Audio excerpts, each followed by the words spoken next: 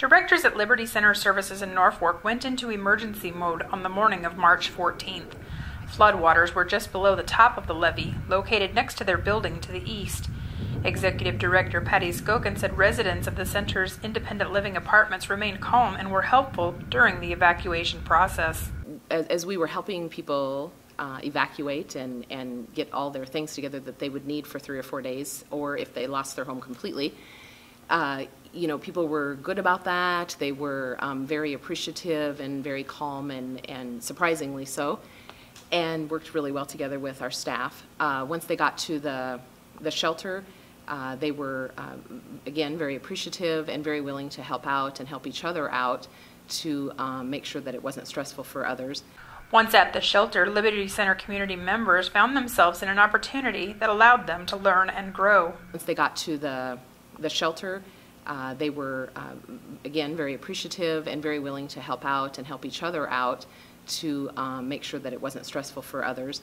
Historically, for people who have a mental illness, it often is seen as, they need care, they need treatment, they need to be taken care of. Sometimes they're even identified as their mental illness rather than as a person who happens to have a medical condition. So it's nice with our services that people are able to give back to the community and give back to society, contribute, be employed, be friends, neighbors, respected, wanted, needed, and expected somewhere. So in the flood situation, it was very similar to that, to how our normal services operate. Even though it wasn't a normal day, they were able to, they needed some help making sure that they got to where they needed to be, but then they were willing to help others out and to be supportive. And then following that day, when it ended up only being overnight for 1 night, which we were all very thankful for, we were appreciative and knew that we were blessed.